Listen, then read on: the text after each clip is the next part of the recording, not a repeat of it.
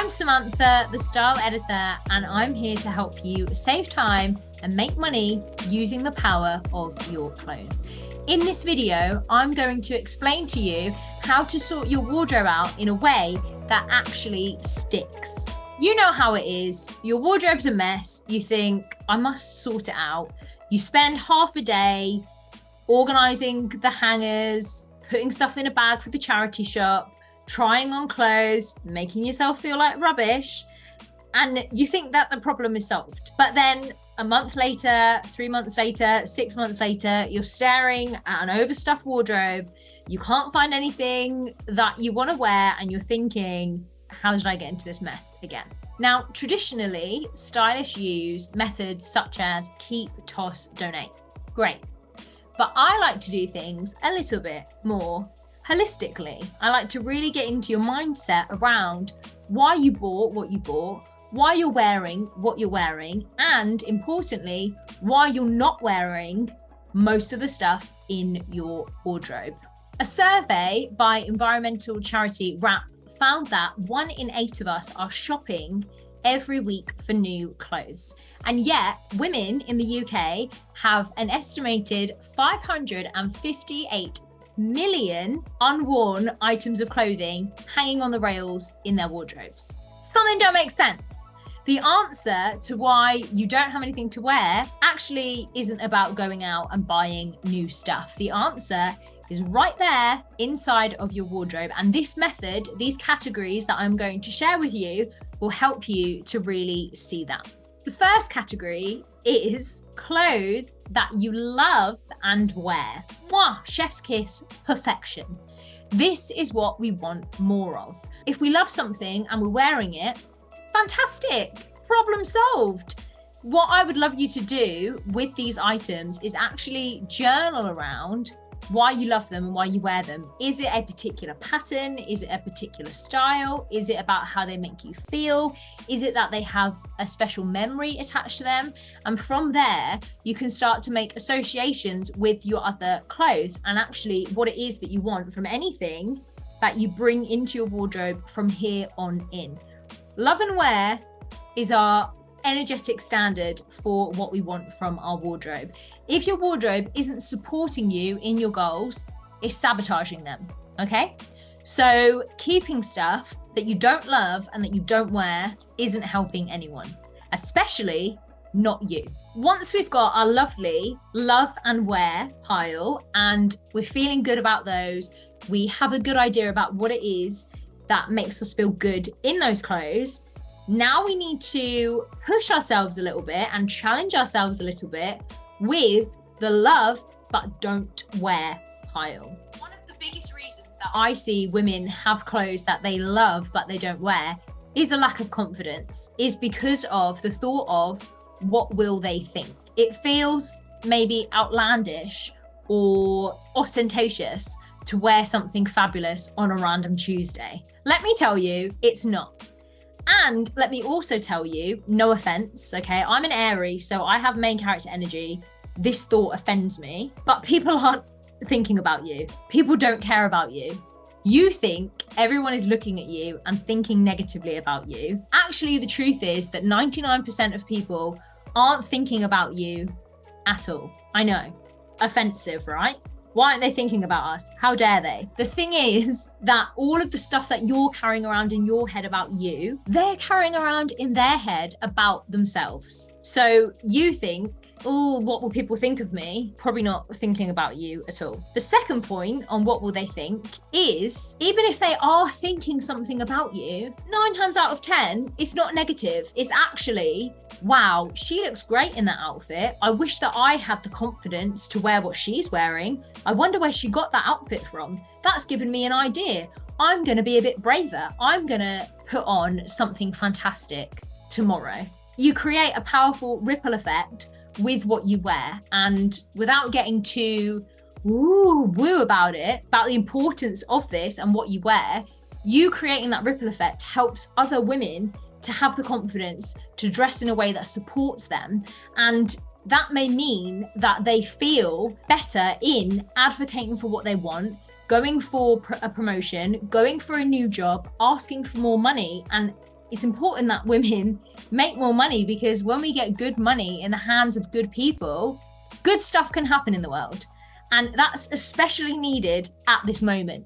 So you think that by not wearing that amazing item that you have in your wardrobe that you love, you're doing people some sort of favor. You're not doing anyone a favor by not wearing it. In fact, you're doing them a disservice. So you should be wearing the clothes that you love and you're not wearing, if the reason that you're not wearing them is because of what people will think. And just on that small, tiny little minority of people who may think something negative about you wearing what you love, it doesn't matter. They're viewing you through the lens of their own self-perception, and you shying away from being your authentic, most amazing self, dressed in a way that supports you, doesn't help them, doesn't help you, doesn't help anybody. Another reason that women keep clothes that they love but don't wear is because they're saving it for best. Let me ask you a question. What is best exactly? When is this best day? I don't know. It never seems to arrive. And that's because the only day you have is today. So if you keep holding off stuff because you're saving it for best, that's never going to come. You need to be embodying who it is that you want to be right now and what it is that she wears if you want to move towards the identity of being the person you want to become. What a riddle that is. But hopefully that makes sense. What I'm saying is, if you have a goal, and right now at this time of year, we're all thinking about our goals, we're thinking about our resolutions and the things that we perhaps didn't achieve this year that we'd like to achieve, but we don't consider how our wardrobe might have an influence on that. And it has an influence because every time that you get dressed, you're telling yourself who you are. So when you get up in the morning and you put on old granny pants that don't make you feel good, that you'd be embarrassed to be seen in if you got hit by a bus, you're telling yourself that that is who you are and that's your worth. No, enough of this. We're not taking those old, miserable, stained granny pants into the new year. Make a vote for yourself and step into the identity of who it is that you want to be right now, today. Because if there's one thing I know, my friend, tomorrow is not guaranteed. Oh, I don't like this next category. This next category is clothes that you don't love, but you wear. So let's just rewind back to those granny pants that I was talking about. Those kind of items, you put it on because, I'm not seeing anyone today. Nothing important's happening. I'm just going to put on this old t-shirt and these old tracksuit bottoms that don't make me feel very good because nothing special's happening. You're special. You are special. And as women, we get into the habit of performing for other people. So we dress for other people. We dress to be part of a community. We dress in a way that we think will make us accepted. Don't you matter? If you keep telling yourself that you're not wearing your nice clothes because you aren't seeing anyone because you work from home, what you're saying to yourself is that you are someone who's not worthy of dressing up for, which is the most ridiculous thing that I've ever heard. Of course, you are worth dressing up for. So clothes that you wear but you don't love, why are you wearing them? You can journal around this. Is it something to do with your inner beliefs about yourself, your inner confidence? Getting to the bottom of those questions will really help support you moving forward with your goals. And the final category in these wonderful categories of wardrobe is the clothes that you don't love and you don't wear. Why are we keeping these? What are we actually holding on to when we keep hold of stuff that we don't love and we don't wear? As well as keeping hold of the physical items, what we're keeping hold of is the guilt and the shame that they represent. I see this a lot in wardrobes where someone has been gifted something, for example. So someone you love has given you something that they didn't want anymore. What they've done by giving you that thing is push the guilt of having it onto you. So you keep hold of it forever, but actually you're not wearing it and you're not keeping hold of the item for any other reason than guilt, because you feel guilty about the fact that this person gave this to you and you don't want it. But they've passed the guilt onto you. That guilt is not yours to hold on to. Guilt and shame are huge factors in why we have wardrobes stuffed with stuff that we never wear. when we buy things that we regret, we keep hold of them because we think that was a waste of money. The money is already gone. You holding on to it is nothing but you keeping hold of that feeling of regret.